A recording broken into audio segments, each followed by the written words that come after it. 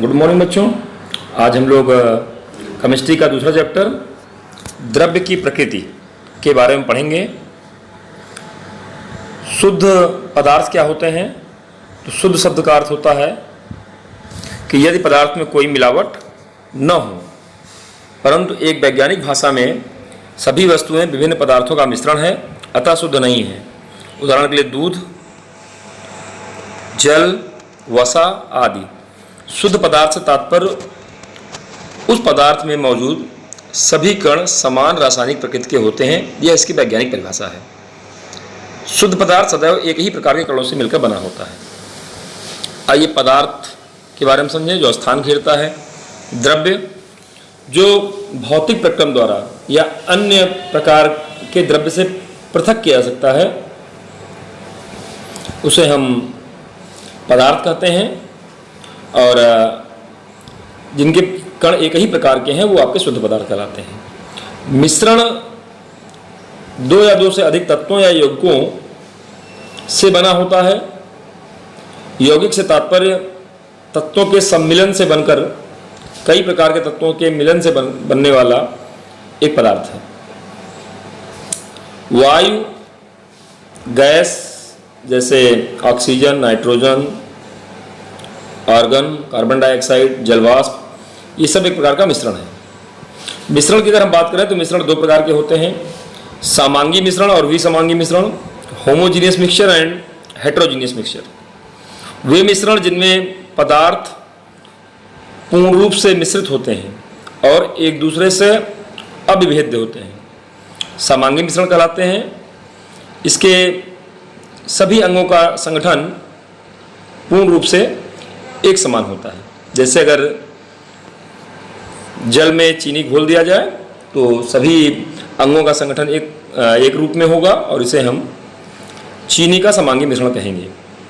विसमांगी मिश्रण जिसमें पदार्थ पृथक पृथक रहते हैं और सभी अंगों का जो संगठन होता है वो समांग नहीं होता है, उन्हें हम विसमांगी मिश्रण कहते हैं। जैसे अगर आप ध्यान दें तो बालू चीनी का मिश्रण आपस में विसमांगी मिश्रण है, क्योंकि सभी अंग जो हिस्से हैं उनके संगठन समान नहीं होंगे। द्रव में ठोस का निलंबन इक्वल नहीं होता है तो ये विसमांगी मिश्रण कहलाता है। आइए इससे आगे बढ़कर हम लोग विलयन के बारे में जानते हैं। विलयन दो या दो से अधिक पदार्थों का समांगी मिश्रण है। जैसे नींबू पानी, सोडा जल आदि विलयन के उदाहरण हैं। विलयन को दो भागों विलायक और विलेय, सॉल्वेंट और सल्यूट में बांटा जाता है। विलयन का वह घटक जो दूसरे घटक को मिलाता है उसे विलायक कहते हैं। सॉल्वेंट जिसमें पदार्थ घुलता है, जो पदार्थ घुलता है उसे हम विलेय या सल्यूट कहते हैं। इस प्रकार विलयन के दो हिस्से हैं, विलेय तथा विलायक। घुलनशील पदार्थ जैसे चीनी और जिसमें घुलता अर्थात पानी। तो इस प्रकार आप विलेय और विलायक को समझ गए होंगे।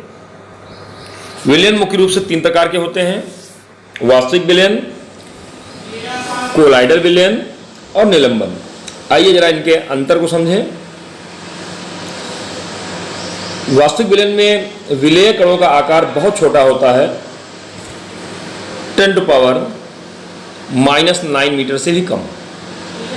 जबकि कोलाइडल विलयन में जो विलेय कणों का आकार होता है थोड़ा बड़ा होता है, लेकिन निलंबन की अपेक्षा छोटा होता है। यहाँ पर 10⁻⁹ मीटर से 10⁻⁶ मीटर तक कोलाइडल विलयन में होता है। निलंबन में जो कण का आकार होता है वो 10⁻⁻6 मीटर से बड़ा होता है। विलयन के कण नंगी आंखों से नहीं देखे जा सकते हैं, चूंकि 10⁻⁹ मीटर का आकार होता है। कोलाइडल विलयन में जो कणों के आकार होते हैं वो नंगी आंखों से तो नहीं देखे जा सकते, परंतु सूक्ष्मदर्शी से देखे जा सकते हैं। यही हाल निलंबन का भी है, नंगी आंखों से ऐसे कण नहीं देखे सकते हैं। विलयन समांगी मिश्रण होता है। कोलाइडल विलयन जो होता है ये समांगी दिखाई देता है लेकिन वास्तव में विसमांगी होता है। और निलंबन तो पूर्ण रूप से सस्पेंशन जिसको हम बोलते हैं विसमांगी मिश्रण है ही है। चौथी प्रॉपर्टी एक बार ध्यान देंगे तो जो विलयन होता है वो छान करके कण को पृथक नहीं कर सकते हैं, क्योंकि बहुत सूक्ष्म कण है। कोलाइडल विलयन में भी छान कर हम पृथक नहीं कर सकते हैं, लेकिन निलंबन के कणों को हम छान करके फिल्टर करके पृथक कर सकते हैं। विलयन पारदर्शी होता है, निलंबन अपारदर्शी, और इसी प्रकार से आपका कोलाइडल विलयन भी अर्धपारदर्शी या अपारदर्शी ही होता है। विलयन स्थिर स्थायी रूप से होता है और रखने पे इसके कण जो है बहुत अल्प मात्रा में या न के बराबर नीचे बैठते हैं। इसी प्रकार कोलाइडल विलयन भी स्थायी होता है, जबकि निलंबन जो होता है वो अस्थायी होता है और कुछ देर के लिए अगर उसको पृथक छोड़ दें, स्थिर छोड़ दें, तो उसके कण नीचे बैठ जाते हैं। विलयन में टिंडल प्रभाव दिखाई नहीं देता है। टिंडल प्रभाव से तात्पर्य जब भी प्रकाश किरण किसी विलयन से होकर गुजरती है तो विलेय के कणों से टकरा करके वह अलग मार्ग प्रदर्शित करती है, दिखाई पड़ने लगता है मार्ग उसका। इसी प्रभाव को हम टिंडल प्रभाव कहते हैं। तो विलयन में और कोलाइडल विलयन में टिंडल प्रभाव विलयन में नहीं दिखाई पड़ता है, जबकि निलंबन और कोलाइडल विलयन में दिखने की संभावना रहती है, दिखता है।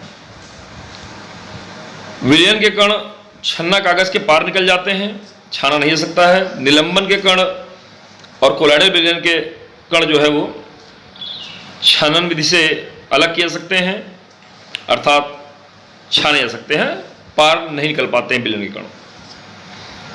उदाहरण के रूप में विलयन का उदाहरण है चीनी और पानी का मिश्रण। दूध और रक्त जो है ये कोलाइडल विलयन का उदाहरण है। रेत और बालू जो है ये निलंबन के उदाहरण है। आइए कुछ विशेष रूप से कोलाइडल विलयन के बारे में समझें। तो कोलाइडल विलयन में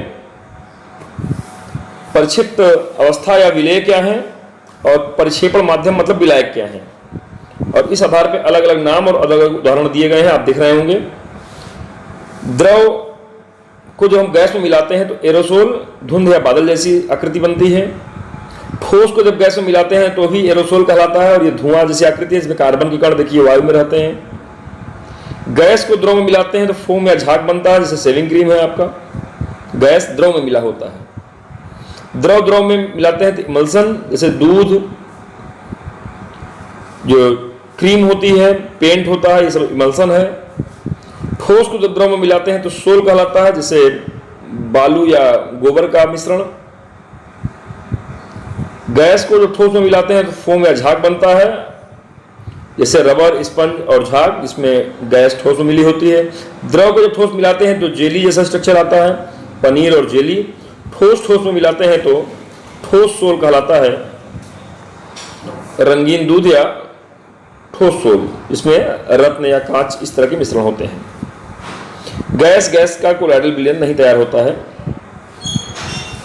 इस प्रकार विलयन के कुछ अगर हम प्रॉपर्टीज की बात करें, विलयन की अगर कुछ प्रॉपर्टीज की बात करें तो आइए देखें जरा हम कि विलयन में द्रव्यमान प्रतिशतता द्वारा अगर हम समझें तो विलयन का द्रव्यमान बटे विलेय का द्रव्यमान बटे विलयन का द्रव्यमान गुणे 100, ये प्रतिशत द्रव्यमान है।